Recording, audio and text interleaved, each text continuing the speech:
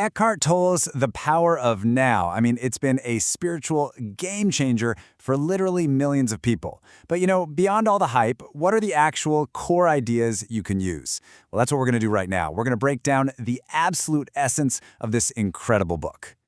So, over the next few minutes, we're going to unpack the biggest ideas from this guide to, well, spiritual enlightenment. We're not going to mess around. We're going straight to the heart of his really powerful message. The whole teaching, it doesn't start with some peaceful, serene moment. Nope, it starts with a total crisis. When he was just 29, Eckhart Tolle was in this state of constant anxiety, just deep, suicidal depression. And it all came to a head one single night that, well, it changed absolutely everything for him. This right here, this was the thought, just repeating over and over in his mind. I cannot live with myself any longer. I mean, can you imagine? Just absolute dread? A feeling of wanting it all to just end? It sounds like the end of the road, right? But believe it or not, this was actually the beginning of something incredible. And then, all of a sudden, the thought itself started to seem weird, peculiar. It stopped being just this wave of despair and became, well, a puzzle. This one sentence sparked this huge question in his mind about who he actually was. So he asked himself this: am I one or am I two? I mean, think about it. If I cannot live with myself, then there have to be two of me, right? There's the I, and then there's the self that the I can't stand. And bam, that was the core insight. He realized there was this split. There was an observing I, and then there was this suffering self. And that separation, that gap between the witness and the mind, that was the key that unlocked everything. And this wasn't just some personal breakthrough for him. It actually revealed a condition that affects all of us. The problem, he realized, wasn't his life. It wasn't his circumstances. It was his own mind, this unobserved mind that he thought was him. Yeah, for centuries we've had this idea drilled into us. I think, therefore I am, right? Descartes made that famous, but Tolle comes along and says, nope, that is the single biggest mistake we make. He argues that you are not your mind. Sure, you have a mind, but all those thoughts, those emotions, the labels it spits out, that's not the real you. Okay, so what is this false self then? Well, Tolle calls it the ego. And importantly, this isn't about being arrogant or having a big head. It's a phantom identity, a ghost self, basically, that's built out of this non-stop stream of thinking. It's like a filter, a screen of labels and judgments that gets between you and actually experiencing reality as it is. So how does this ego work? What's its game? Well, first off, it avoids the present moment like the plague. Why? Because the now is the one place it literally can't exist. So instead, it lives in the past, feeding on memories, or it lives in the future, creating anxiety. It generates all this conflict and fear just to keep itself alive. And this quote from the book just nails it. Thinking has become a disease. He says it's not that you use your mind wrong, it's that you usually don't use it at all. It uses you. Get that? The tool has taken over the master. We've become basically possessed by our own thinking, and we believe we are that voice in our head. That's the disease he's talking about. Okay, but here's the good news. There is a way out. If the mind is just an instrument, a tool, then you can learn to put it down. And Tolle gives us a really simple but incredibly profound way to find that off button. So let me just ask you, right now, can you be free of your mind whenever you want? Have you found that off button? Can you just stop thinking? Go ahead, try it. For most of us, the answer is a hard no, right? Maybe for a second, two if we're lucky. And according to Tolle, if that's the case, it means the mind is using you, not the other way around. The practice itself is actually super simple. It's called watching the thinker.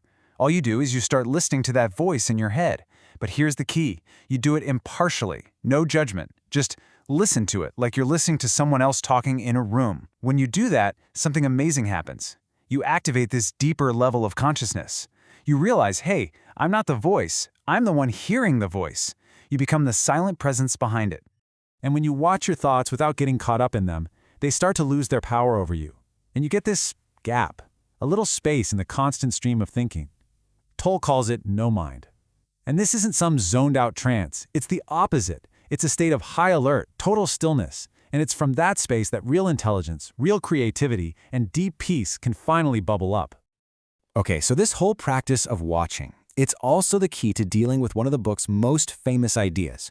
I'm talking about all that old emotional baggage we carry around, all the pain from our past.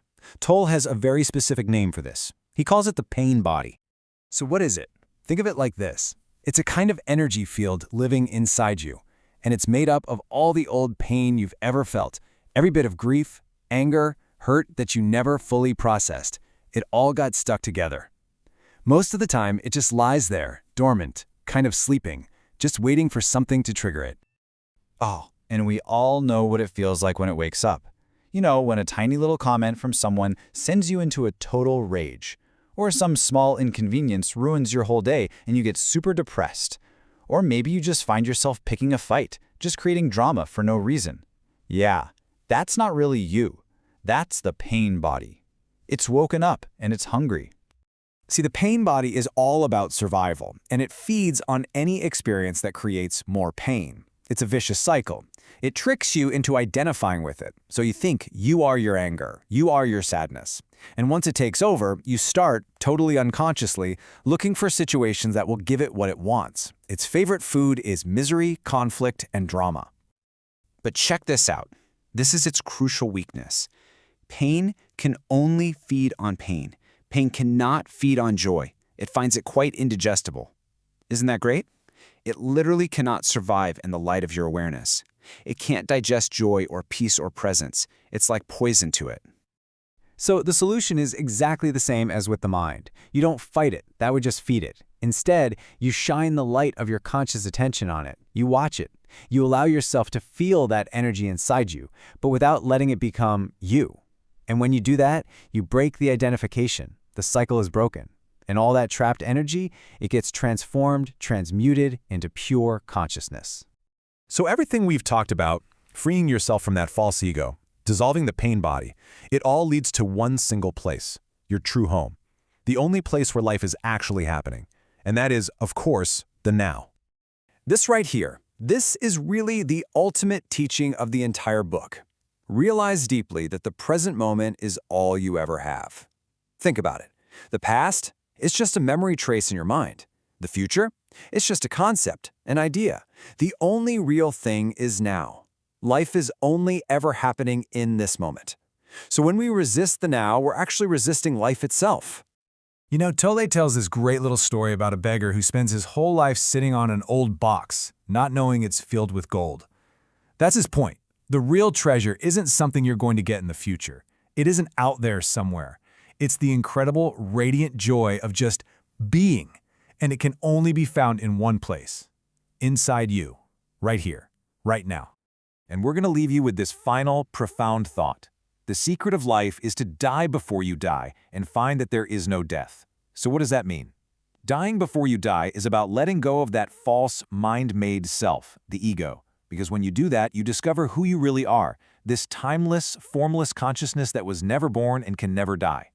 So the real question is, what could you discover if you decided to look inside right now?